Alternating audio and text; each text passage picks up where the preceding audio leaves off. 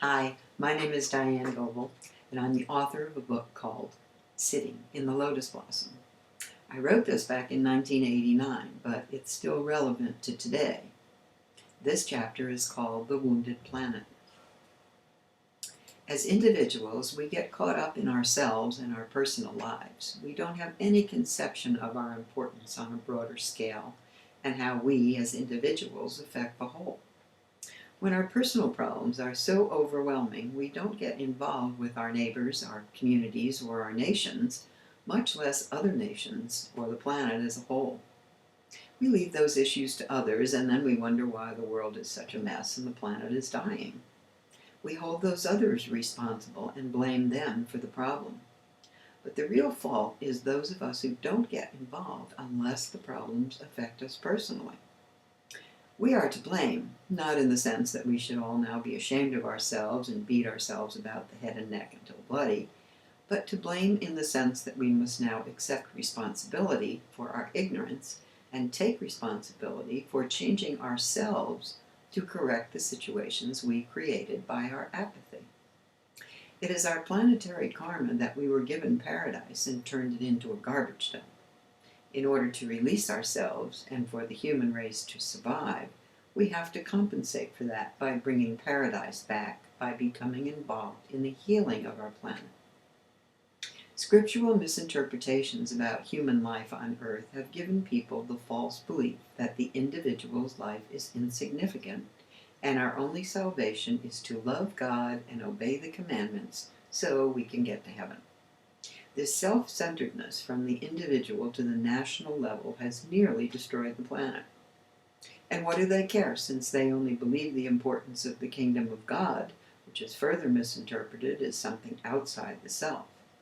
Some people have believed this to the point that they believe nuclear war is an acceptable solution to national conflicts, because they, the believers, will be saved from it all. Since they expect the world to end soon anyway, one way or another, they have no motivation to take care of the planet. This new age of enlightenment comes with a different perspective and a new attitude. The world isn't going to end. It's going to change, and you are responsible for changing it. You begin by getting your heads out of the sand and opening your eyes to the fact that you created this mess. Therefore, you can create something different. Out of the chaos comes order. Out of the destruction comes construction.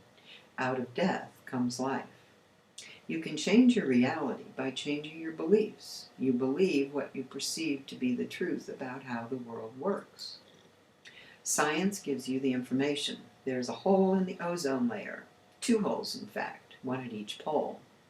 However it happened, it's changing the climate of the planet.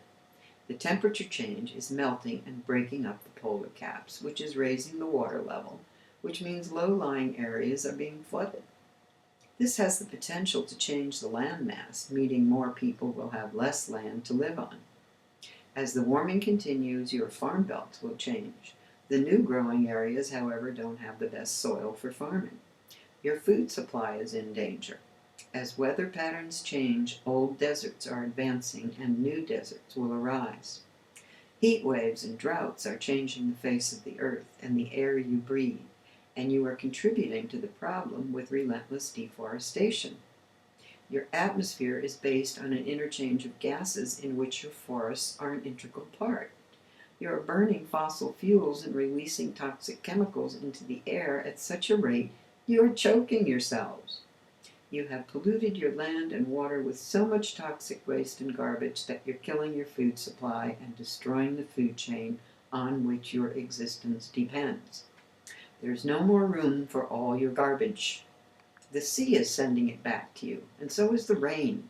If you keep it up, the planet will be uninhabitable for life as you know it in a relatively short time, regardless if you ever have a nuclear war. The cockroach will have the last laugh. You're causing all this by the way you live. You're excessively self-indulgent, self-centered, overconsumptive, wasteful, greedy. You don't give a damn about anything or anybody but yourselves. You're your own worst enemy. But just because you've always been that way doesn't mean you always will be that way. It's not in your genes, it's not written in concrete. It's in your distorted perceptions about the world and your place in it. You have the ability to change your perceptions by opening your minds to other possibilities. Just as in the drawing below, your perception will change depending on what you pay attention to. If you only see the vase, or you only see the profiles, it is like only seeing things one way, being narrow-minded. You can't see the forest for the trees. And so here is another way to look at this issue. Holes in the ozone layer may not be all bad on the planetary level.